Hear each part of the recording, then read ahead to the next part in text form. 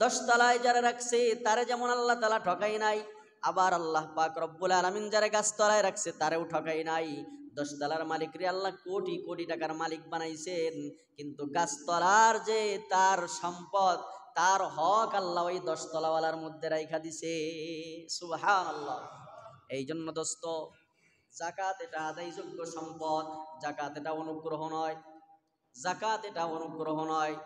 আল্লাহ পাক রব্বুল আলামিন যাকাতের বিধান ইসলামের শুরুতেই ফরজ করেছেন। সূরাতুল মুজাম্মিল 29 নম্বর পারা একটা সূরা আছে, সূরা মুজাম্মিল, 2 পৃষ্ঠার মতো একটা সূরা। এই সূরার শেষ দিকের আয়াতে কারিমা তেলাওয়াত করেছি আমি। আল্লাহ পাক রব্বুল আলামিন বলেছেন এই সূরার মধ্যে, ওয়া আকিমুস সালাতা ওয়া আতুজ যাকাত। আল্লাহ বলেন আকিমুস সালাহ, তোমরা নামাজ কায়েম করো, ওয়া আতুজ যাকাত, তোমরা যাকাত প্রদান করো। তার মানে যেই লোক নামাজ কায়েম করা যেমন ইমানদারের দায়িত্ব, এমনি ভাবে যাকাত প্রদান করাও ইমানদারের দায়িত্ব। আমরা মনে করি শুধু নামাজ পড়া দায়িত্ব, কিন্তু হিসাব করে যাকাত আদায় করা আমার দায়িত্ব না। না না না, যাকাত আদায় করাও দায়িত্ব। মুফাসসিরিন ইকরাম লিখেছেন এই সূরাতুল মুজাম্মিল এটা আল্লাহর নবীর মক্কি জিন্দেগিতে নাজিল হয়েছে। আমরা জানি কোরআনুল কারীমের সূরা, কোন কোন সূরা মক্কি, কোন কোন সূরা মদনী। দেখবেন সূরার শুরুতে লেখা আছে সূরাতুজ জিলজালি মাদানিয়া, আবার সূরাতুল ফিলি মাক্কিয়া। কোন সূরার শেষে দেখবেন লেখা, কোন সূরার নামের শেষে লেখা মক্কিয়া, কোন সূরার শেষে লেখা মদনিয়া। তার মানে যেই সূরাটা মক্কায় অবতীর্ণ হয়েছে ওই সূরার শেষে লেখা আছে মক্কি, আবার যেই সূরা মদিনায় অবতীর্ণ হয়েছে ওই সূরার নামের শেষে দেখবেন লেখা মদিনা। তো সূরাতুল মুজাম্মিল এটা মক্কায় অবতীর্ণ হয়েছে। এই জন্য এই আয়াতে ওয়া আকিমুস সালাহ ওয়া আতুজ যাকাত, এই আয়াত দিয়া যাকাত প্রাথমিকভাবে ওয়াজিব হয়েছে উম্মতে মুসলিমার উপরে। মুফাসসিরিনে কেরাম তাফসীরের কিতাবের মধ্যে লিখেছেন এই আয়াত মক্কায় অবতীর্ণ, আর এই আয়াত দ্বারা যাকাত ওয়াজিব হয়েছে। তবে যাকাতের যে স্পষ্ট হিসাব নিকাশ এইগুলা তখন ওয়াজিব হয় নাই। মক্কি জিন্দেগিতে শুধুমাত্র যাকাতের বিধানটা ওয়াজিব হয়েছে। যাকাত যে ফরজ, নেশাব পরিমাণ মালের মালিক হইলে, এইটা শুধুমাত্র আল্লাহ ঘোষণা করে দিছে। এই ঘোষণা শুইনা সাহাবায়ে কেরামের আমল কেমন ছিল দেখেন। তাফসীরের কিতাবের মধ্যে লিখেছেন সাহাবায়ে কেরাম তাদের প্রয়োজনের অতিরিক্ত যেই মালগুলো হইতো ওইগুলা গরিব যারা, অসহায় যারা, তাদের মাঝে, ওই সমস্ত মুসলিমদের মাঝে বন্টন করে দিতেন। আমি বানায় বলি না দোস্ত, বরাত মসজিদের খতিব বানায় বলে না। আপনার যদি বিশ্বাস না হয় তাফসীরে মাআরিফুল কোরআন খোলেন, তাফসীরে মাআরিফুল কোরআন খুইলা এর উপরে সূরাতুত তাওবা 60 নম্বর আয়াতের অর্থটা একটু পড়েন, পড়ার পরে নিচে একটু ব্যাখ্যায় যান, দেখবেন সব আপনি পেয়ে যাবেন। আল্লাহ পাক রব্বুল আলামিন শুধু যাকাতের বিধানটা নাজিল করলেন, আর সাহাবায়ে কেরাম তখন কি করতেন? সাহাবায়ে কেরামের প্রয়োজনের অতিরিক্ত যেই সম্পদ ওইটা দান করে দিতেন। কি করে দিতেন? ওইটা দান করে দিতেন। এরপরে যখন আল্লাহর নবী সাল্লাল্লাহু আলাইহি ওয়াসাল্লাম, আমার আপনার নবী যখন হিজরত করে মদিনায় চলে গেলেন, আমার আপনার নবী মদিনায় আসার পরে দ্বিতীয় হিজরিতে একেবারে ইসলামের বিধান যাকাত এটা পরিপূর্ণ ফরজ হইল এবং নেশাবের হিসাব নিকাশ শুরু হইল। কতটুক পরিমাণ সম্পদের মালিক হইলে যাকাত দেওয়া লাগবে, আর কে কে যাকাত খাইতে পারবে না পারবে, কোন কোন খাতে যাকাতের অর্থ ব্যয় করবে, এই সবগুলা আল্লাহ তাআলা নাজিল করে দিলেন। সুবহানাল্লাহ, সবগুলা আল্লাহ নাজিল কইরা দিছে। এই জন্য দোস্ত, আল্লাহর নবী সাল্লাল্লাহু আলাইহি ওয়াসাল্লামের এক সাহাবী হযরতে মুআজ রাদিয়াল্লাহু তাআলা আনহু, হযরতে মুআজকে আল্লাহর নবী সাল্লাল্লাহু আলাইহি ওয়াসাল্লাম যখন ইয়ামানে পাঠাইছে, কোথায় পাঠাইছে?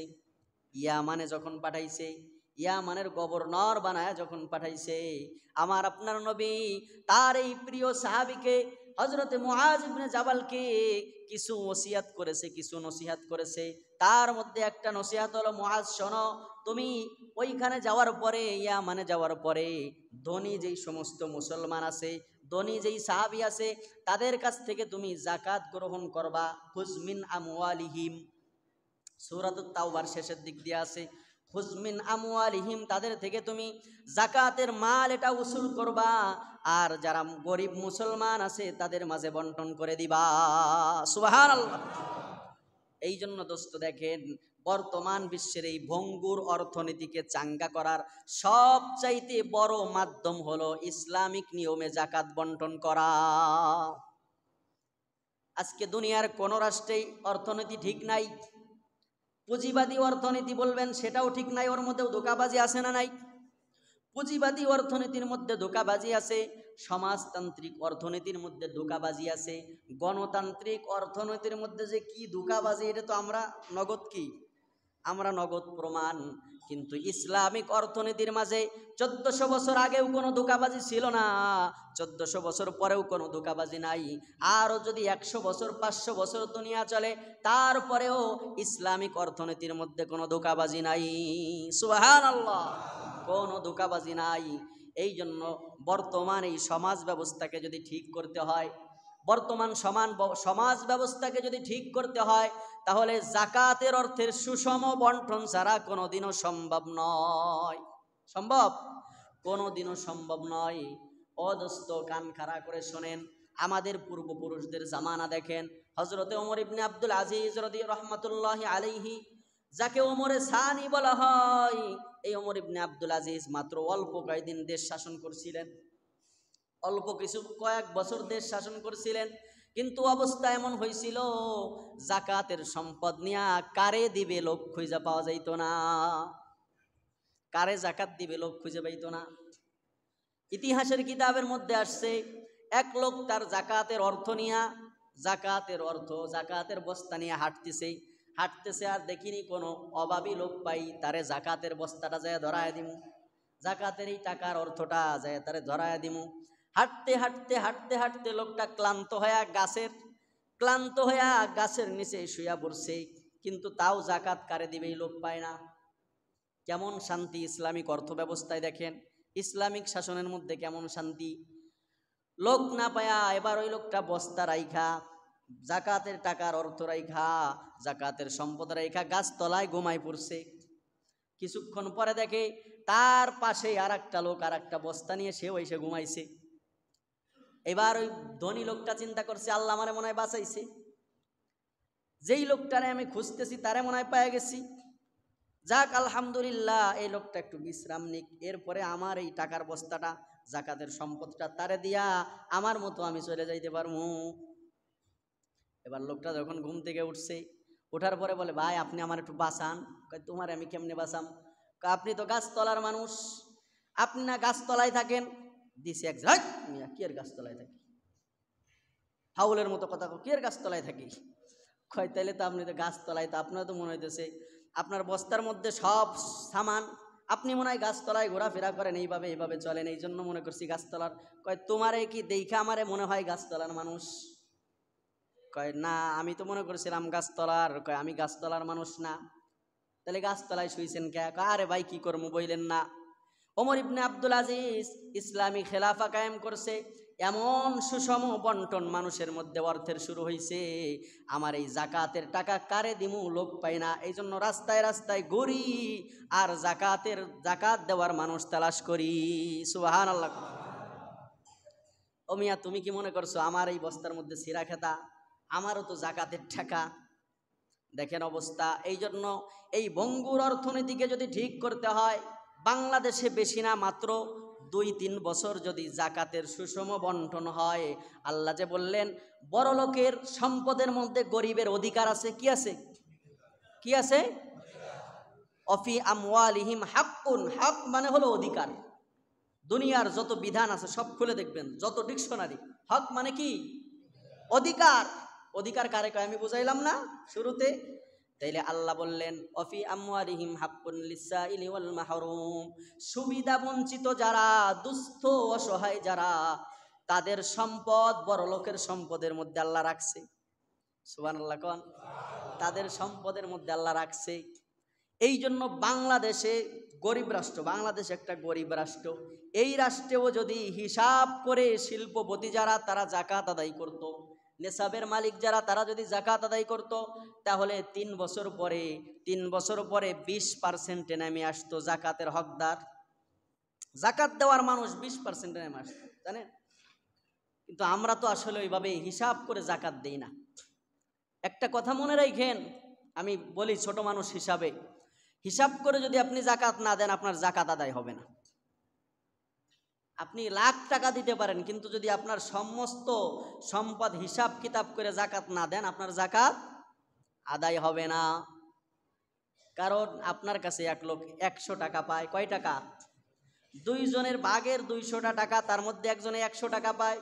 কিন্তু আপনি হিসাব কিতাব না কইরা যদি আপনি 110 টাকাও তারে দেন, কোনো হিসাব কিতাব করলেন না, 200 টাকা দিয়া 2 জনে ভাগে ব্যবসা করছেন, 110 টাকা দিলেন, কিন্তু হিসাব করে দিলেন না। কিছুদিন পরে আইসা সে যদি আবার টাকা দাবি করে যে তোমার কাছে আরো টাকা পাই, তোমার হকে, তোমার অধিকারে আমার আরো টাকা আছে, তাহলে আবারও দেওয়া লাগবে। আবারও কি লাগবে? দেওয়া লাগবে। কিন্তু আপনি যদি হিসাব কিতাব করার পরে বলেন যে ভাই তুমি তো আমার কাছে 100 টাকা পাও, এই যে লিখলাম 100 পাও, কিন্তু 10টা টাকা কম নাও, তোমারে আমি 90 টাকা দিলাম, এটা মানবে না মানুষ? হ্যাঁ, খাতা কলমে যদি এটা থাকে, বলে যে না হিসাব কিতাব তো হয়ে গেছে। এই জন্য দোস্ত, জাকাত আমরা হিসাব করে দিব। 40 ভাগের 1 ভাগ, 40 ভাগের 1 ভাগ। এইবার যখন বলা হয় জাকাত কতটুক দিতে হবে, কয় 40-এর 1। কপাল গোছায়, কি গোছায়? কপাল গোছায়। কপাল এভাবে ভাঁজ ফেলায়। এই কপালে ভাঁজ সর্বপ্রথম ফেলাইছিল কারুন। কে ফেলাইছিল? কথা কন, কে? সর্বপ্রথম হযরতে মূসা আলাইহিস সালাতু ওয়াস সালাম যখন বলছে তুমি কি করো, জাকাত দাও, আল্লাহ জাকাত দিতে বলছে, কয় কতটুক দেওয়া লাগবে, কয় 3 ভাগের 1 ভাগ। কতটুক? 3-এর 1। কয় তাহলে আমার যত সম্পদ আছে সবগুলোর 3 ভাগের 1 ভাগ দেওয়া লাগবে? কয় হয়।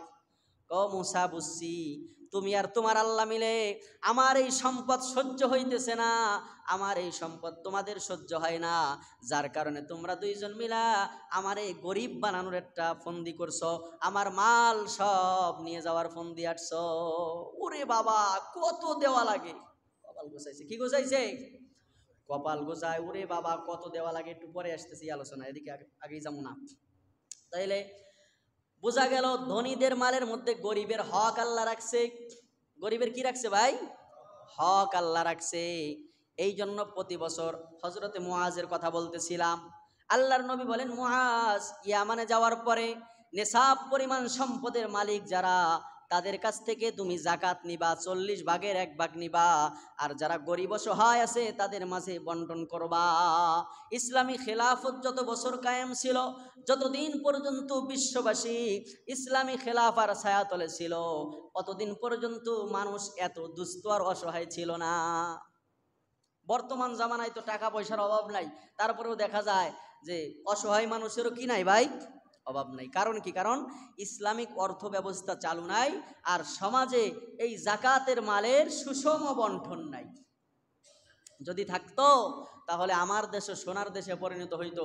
গত 4-5 বছর আগের হিসাবের কথা বলতেছি, আমি একটা পেপারে লেখা দেখছিলাম যে যদি শুধুমাত্র ধনীদের ব্যাংক ব্যালেন্সে যে টাকাগুলো জমা আছে, শুধু ব্যাংকে যে টাকা জমা আছে, এইটার যদি হিসাব করে জাকাত বের করা হয়, তাহলে 2 বছর জাকাত দিলে, 2 বছর, কয় বছর?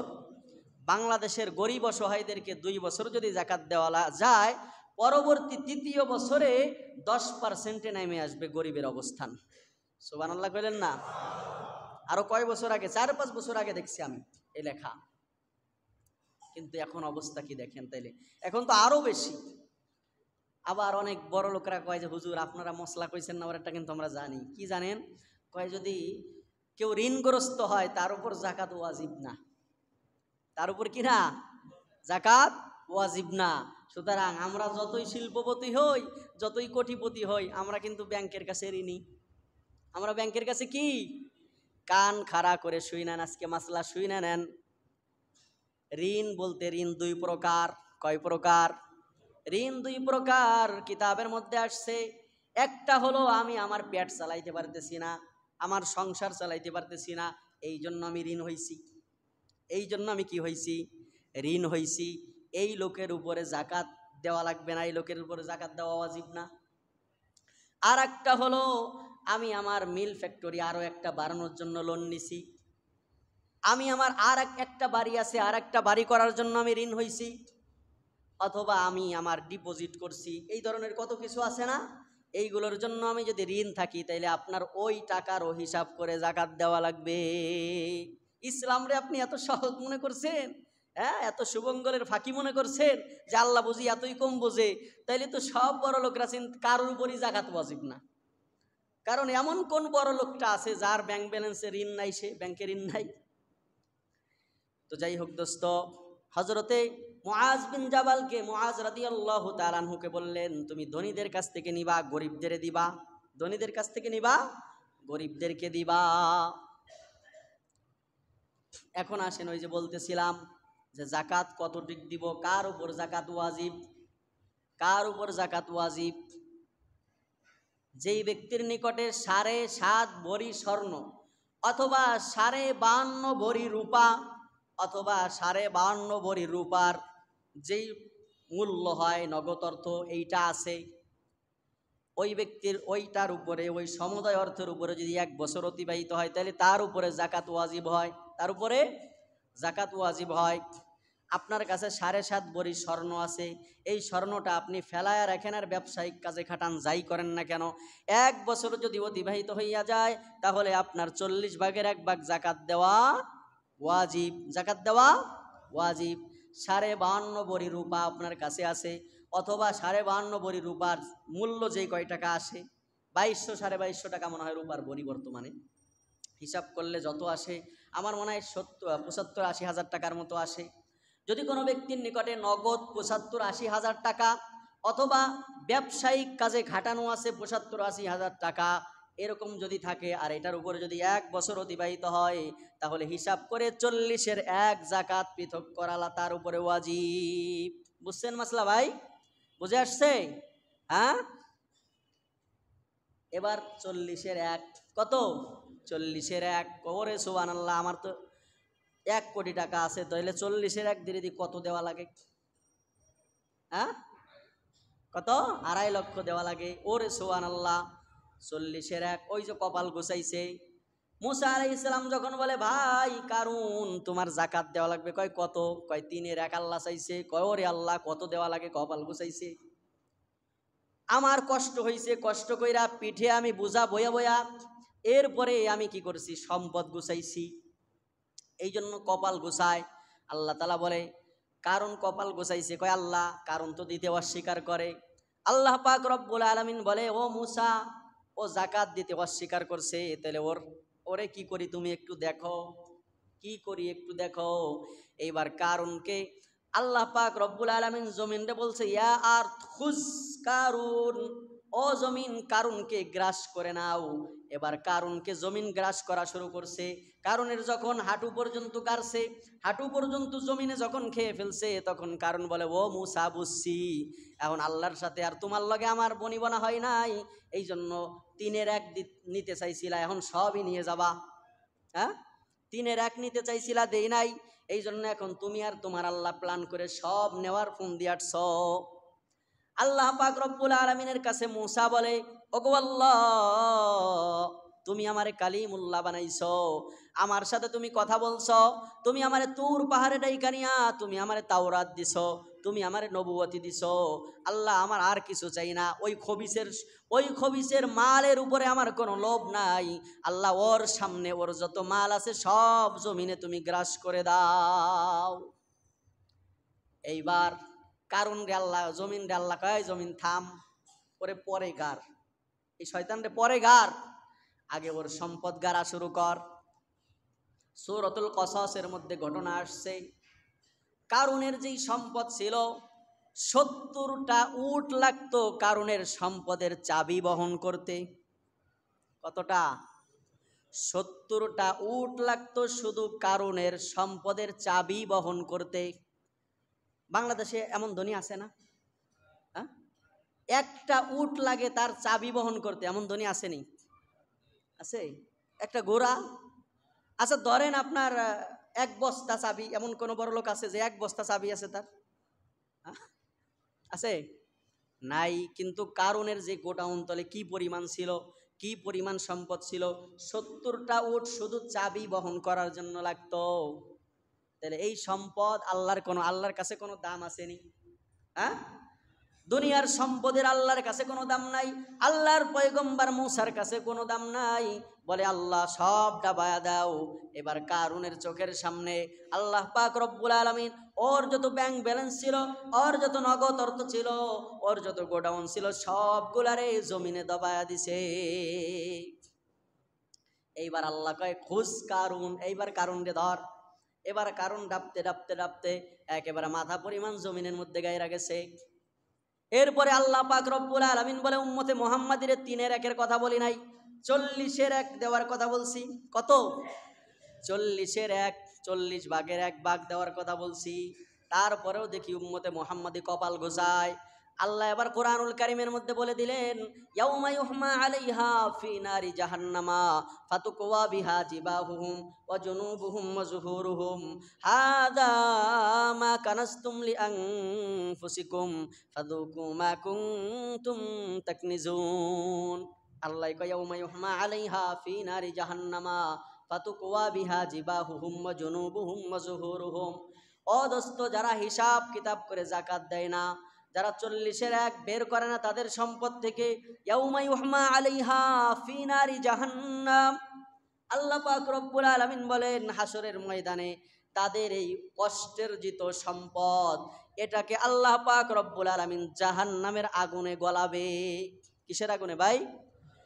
ফাতুকওয়া বিহা, এরপরে জাহান্নামের আগুনে তাদের এই সম্পদ গরম করার পরে ফাতুকওয়া বিহা, ওটা দিয়ে শেক দিবে। কি দিবে?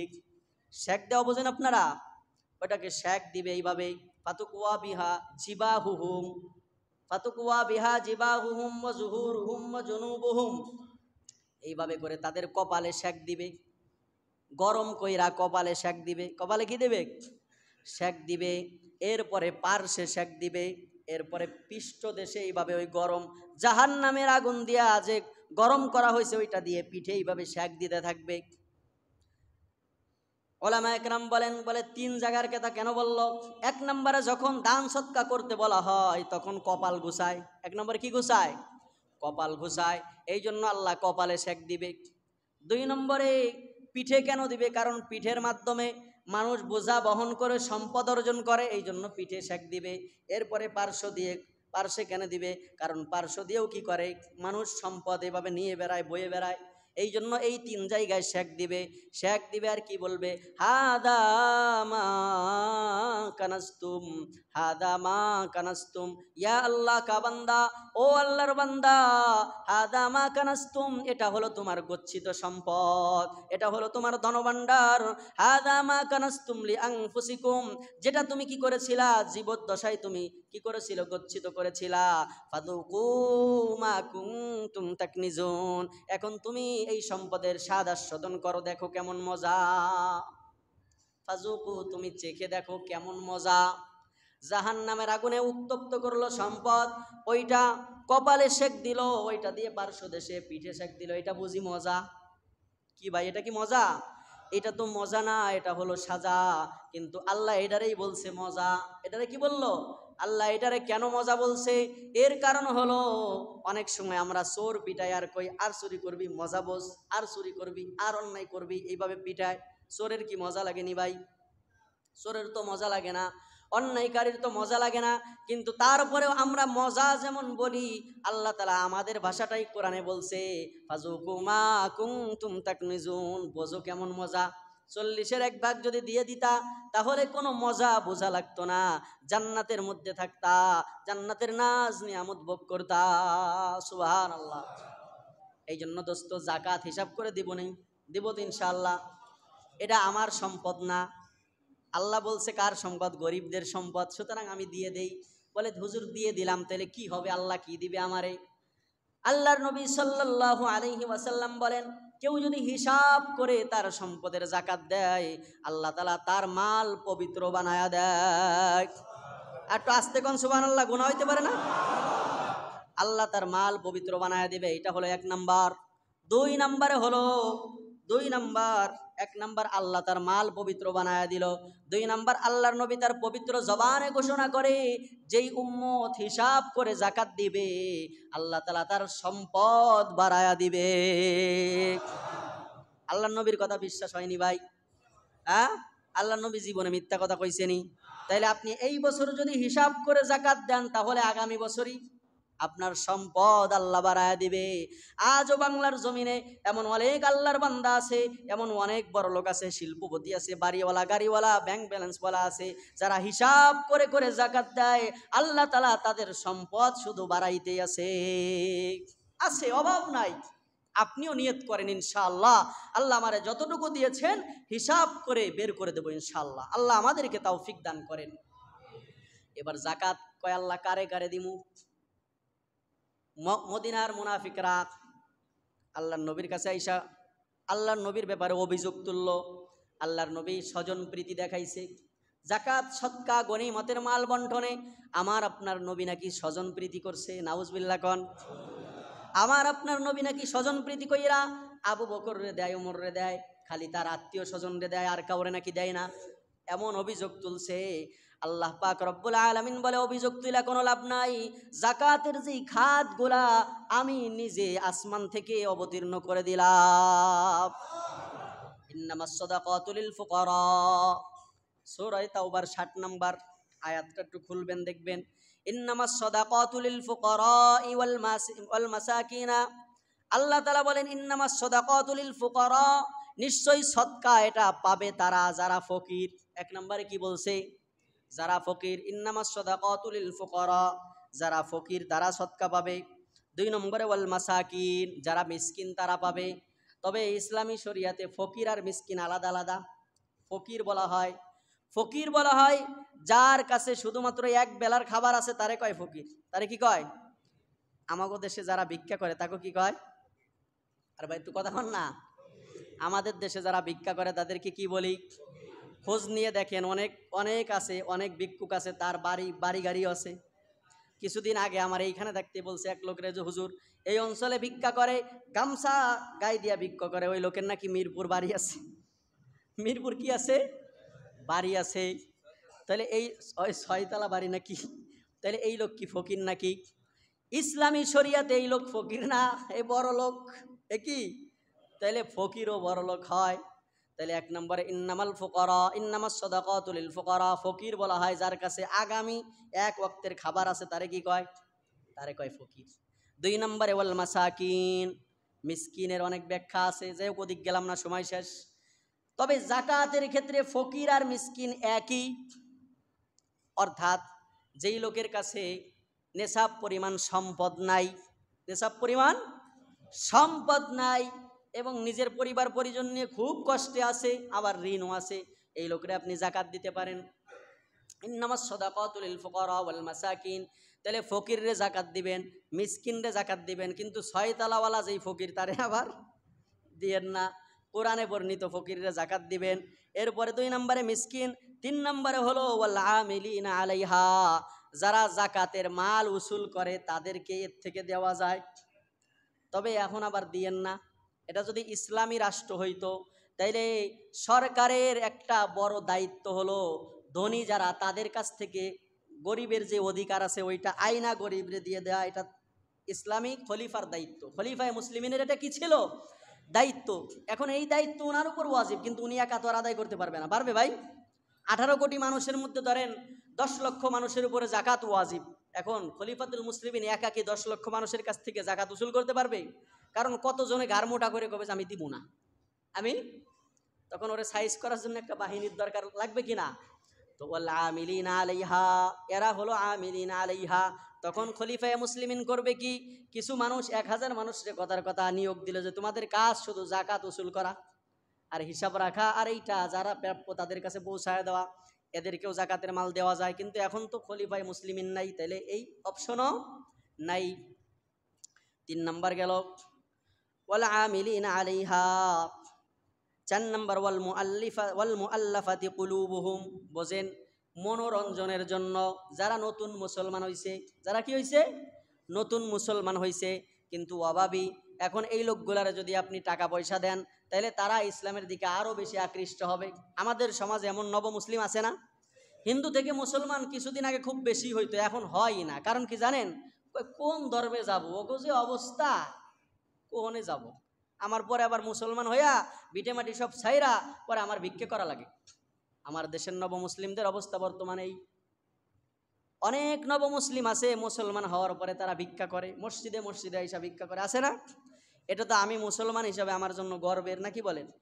হ্যাঁ, এটা কি আমার জন্য গর্বের? আমরা যারা আছি তাদের তো আরো উচিত ছিল যে হায় হায়, ও আমার ভাই হয়ে গেছে, এখন মুসলমান হয়েছে, তাহলে ওর জানি আর হাত পাতা না লাগে।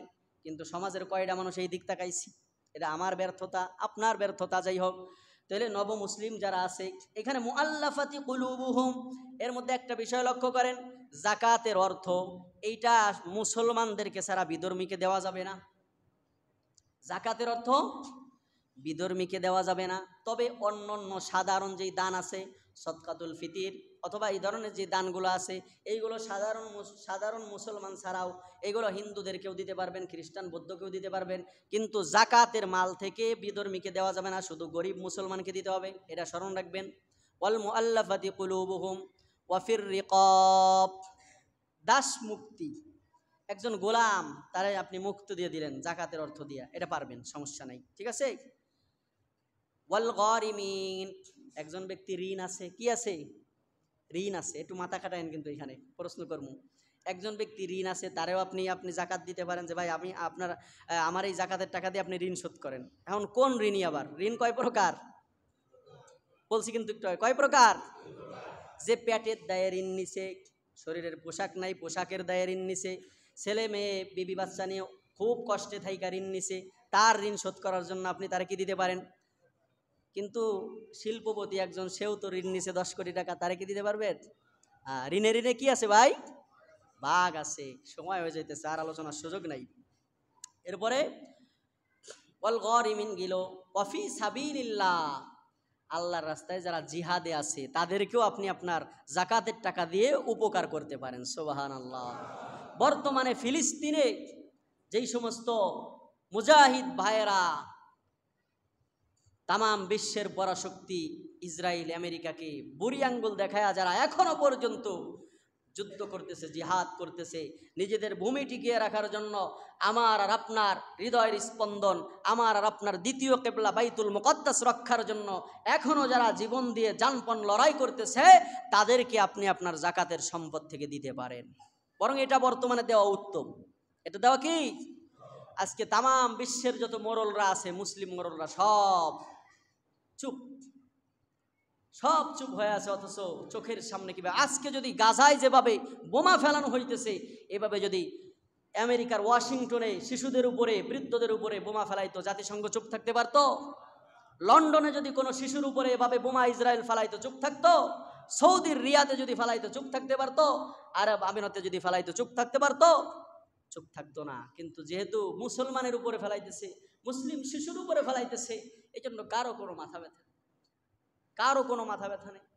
17ই রমজান, যেই 17ই রমজান হচ্ছে বদরের যুদ্ধ হয়েছে, 313 জন 1000 বাহিনীর মোকাবেলায় যুদ্ধ করে ইসলামের বিজয়, সর্বপ্রথম হক আর বাতিলের যুদ্ধ যেটা হয়েছিল ছিনিয়ে এনেছে, সেই 17ই রমজান আমার আপনার এই ফিলিস্তিনের ভাই বোন যারা ছোট বাচ্চা, তাদের উপরে নির্বিচারে তারা শর্ত ভঙ্গ করে এরপরে তারা বোমা হামলা চালাইছে। এতটা খারাপ ওরা, কিন্তু তারপরেও আমার দেশ বলেন, যত বিশ্বের যত মুসলিম দেশ আছে, কারো কোনো মাথা ব্যথা। অথচ আমার আপনার নবী বলেছেন যে কাজাসাদিন ওয়াহিদিন, পুরা উম্মতে মুসলিমা একটা শরীরের মতো, শরীরের এক অঙ্গ যেমন ব্যথিত হলে আর এক অঙ্গ ব্যথায় ব্যথিত হয়, ঠিক মুসলমানরা হলো এমন।